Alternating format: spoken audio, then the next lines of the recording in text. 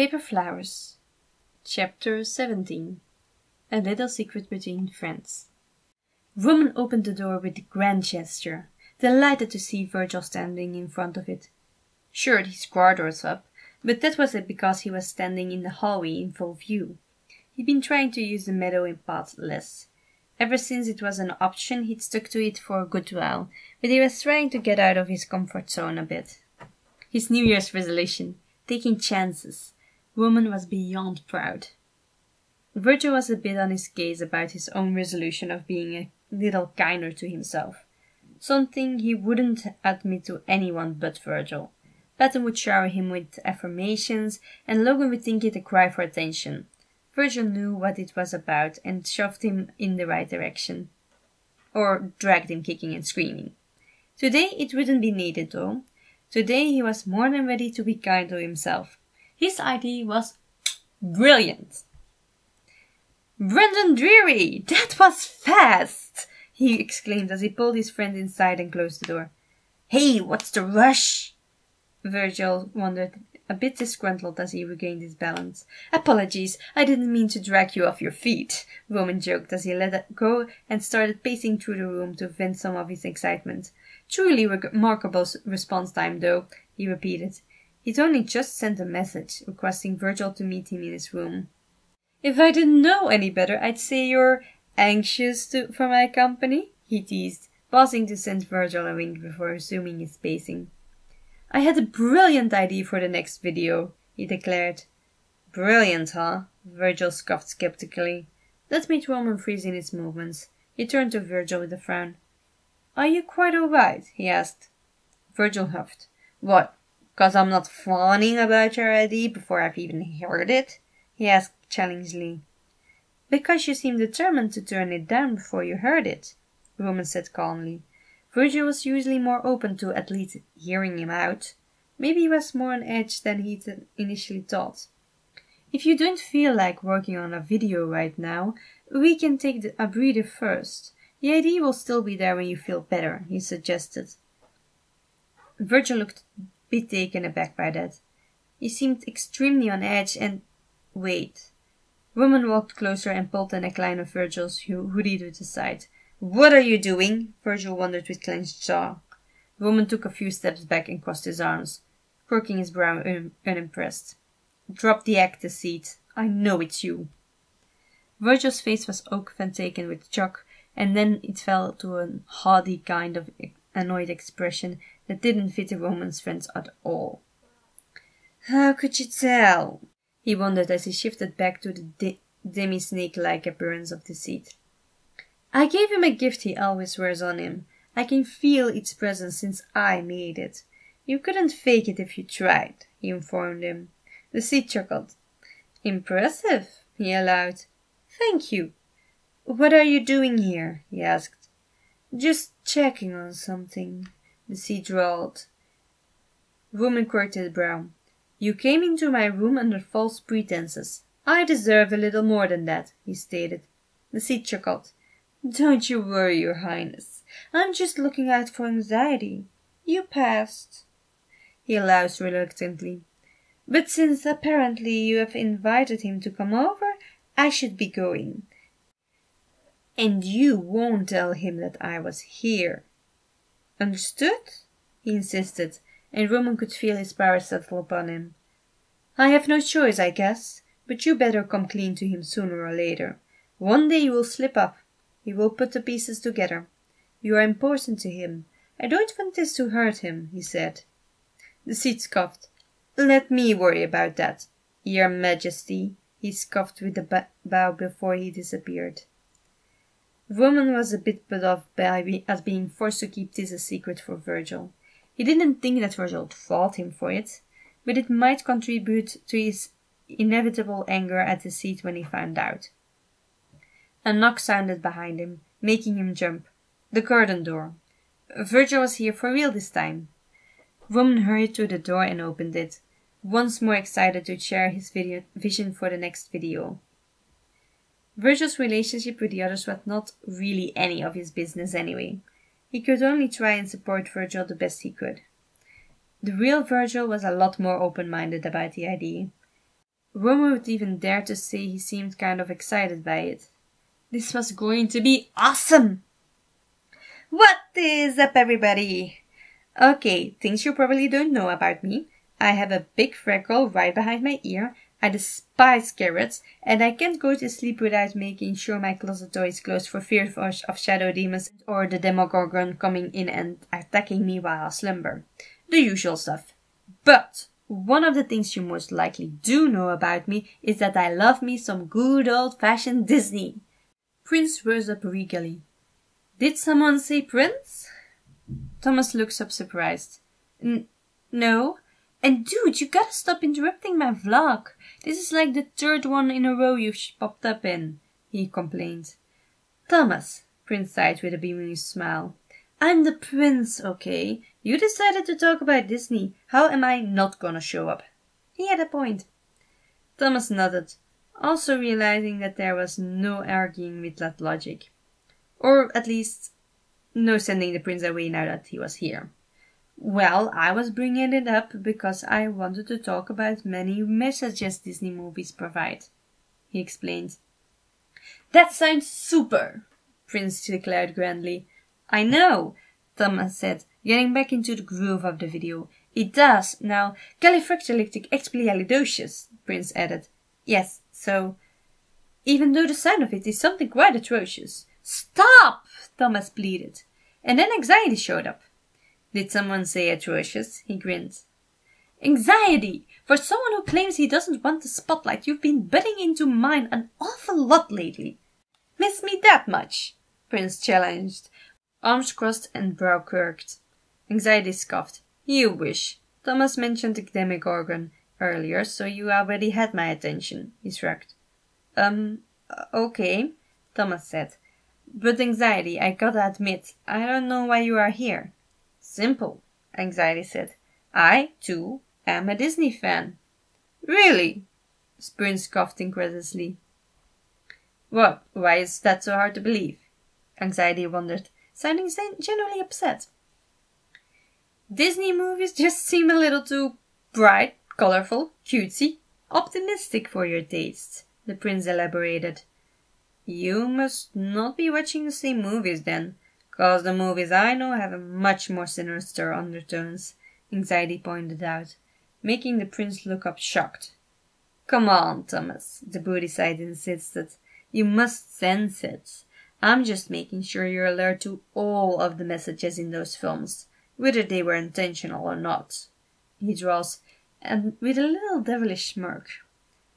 Actually, this is kind of intriguing, Thomas muses with a curious glint in his eyes. Pardon? Prince said, a little upset at the idea it seemed. So you think every movie has a darker meaning or a misleading message? Thomas asked. Oh yeah, Anxiety chuckled. Blasphemy! You besmirch the name of Disney? I am a patient man, Prince exclaimed. You are really not, Anxiety scoffed. But this is where I draw the line, Prince exclaimed. Do you now? Well, how about this? Thomas jumped in. I'll throw out some Disney movies, and you two tell me what I'm supposed to learn from each movie, he suggested.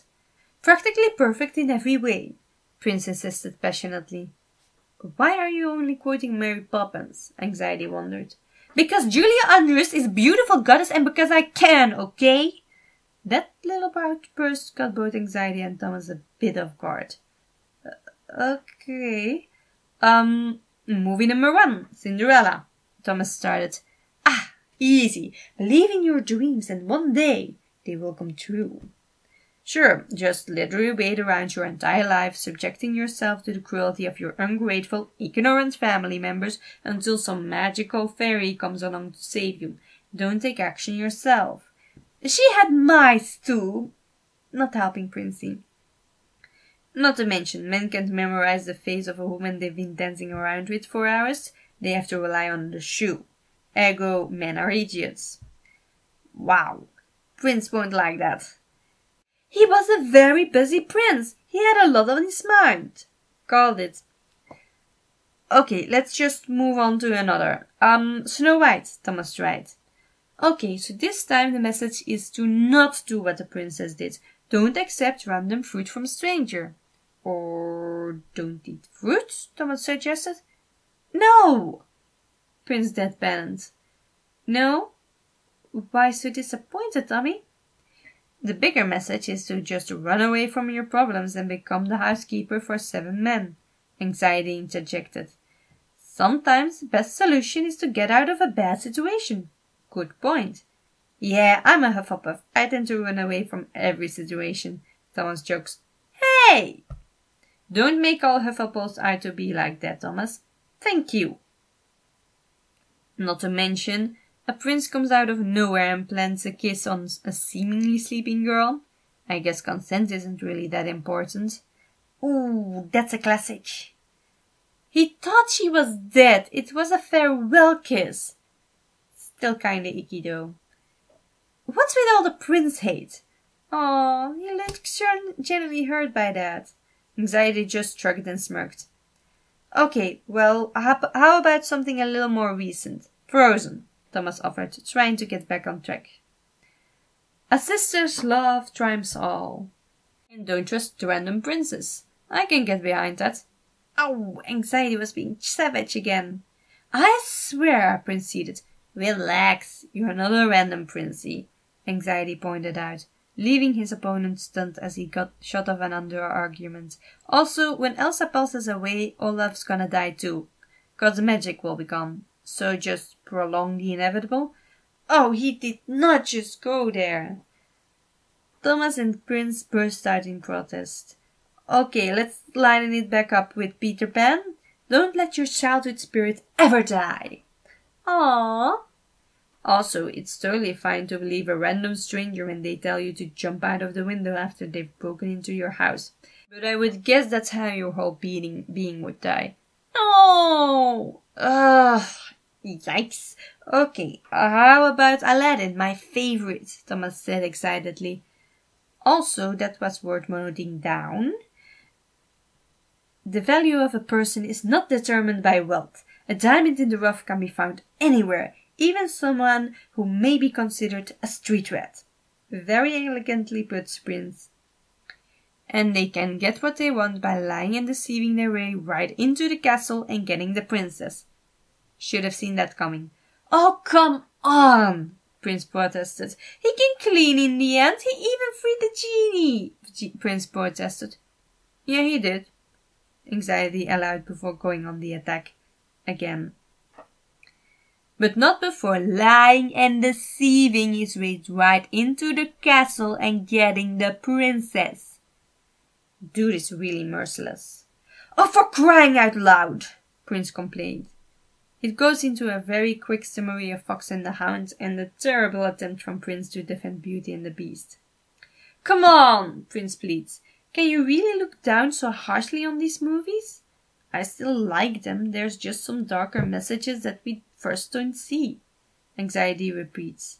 Bambi, Prince shouts out, trying to find a movie that was just wholesome. Man is dangerous. Pocahontas. White man is dangerous. Sleeping Beauty. Well, now we're back to the lack of consent with Sleeping Woman. It was to lift the curse, Prince argued. The Little Mermaid? Thomas suggested, probably feeling left out in his own video. Don't just sign a contract without having your mer lawyer look over all the fine print and stipulations. That one's just common sense. Yeah. Or learn to write, or use sign language. There's more than one way to tell the prince you're the girl that saved him, Prince grumbled to everyone's surprise.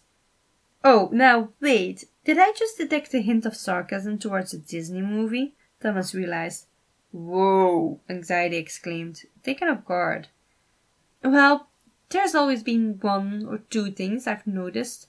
Frankly, just make it easier for the princess. We could use a helping hand every once in a while, Prince declared reluctantly. Or shoes, Anxiety quipped. Prince simply nodded in agreement. Or shoe, yes. Well then, how about we just concede that Disney movies have a lot of different, interesting messages within them, Thomas suggested. Duh, that's what I've been saying. I never said Princey was wrong, Anxiety pointed out. Well, you didn't. You didn't? Prince asked, relaxing considerably. No, Anxiety said simply. Well, then I suppose I shouldn't concede a few points to you. Prince allowed. Anxiety grinned and started thinking out. Great. Excellent, Prince pushed. Wanting their last word, it seemed. Cool, Anxiety smiled, now completely sinking out of frame. What am I going to do with you? Prince sighed exasperatedly, but almost fond, now also sinking out. What was that? Anxiety wondered as he rose up again. Prince seemed flustered. Stim chimp true! He rushed, sinking out fully. Ah, Mary Poppins. Okay, dude's really got a nanny on the mind today. Anxiety muttered. Okay, oof. Thomas sighed in relief. Well, my personality is very weird. I'm very sorry about that. Don't be. But I hope that you did enjoy that little Disney debate. Maybe you all can think of some interesting messages from other Disney movies we didn't cover. If you do, please feel free to share them. And until next time, take it easy guys, gals and non-binary pals. Peace out. Prince has a thinking face on. Okay, how about Mulan? He asked, seemingly enjoying this game now. There's never a wrong time to dress in drag, Anxiety said simply, getting a little snort from Prince. Lion King, the regal creativity called out, a genuine grin now on his face. There's never a wrong time to dress in drag. Suddenly, to Anxiety's shock and seeming excitement, Prince joined in. And do the hula! Ah! You're a giggling mess. That was amazing. You know that certain creators will be expecting everything about this for some Prinxiety. Anxiety assuring Prince that he wasn't a random prince, ergo he didn't think he shouldn't be trusted, was sure to be a big one. Content. As well as figuring out the character of both sides more. You scroll a bit through your fave tags before calling it a day and then you see something interesting. It's just a little post of someone randomly dumping a thought. But it has you hooked. Hi guys, this just popped in my head and now it's all of your problem too. Prince's creativity. Prince based a character on each of his fellow sides, and he picks Anxiety to be the antagonist he has adventures with that parody relationship milestones. Could it be he was doing some wish fulfillment? Does he have a crush? Am I looking way too deeply into this? Maybe. You decide. Oh boy, you can practically see the fics and fan art already. This was going to be amazing.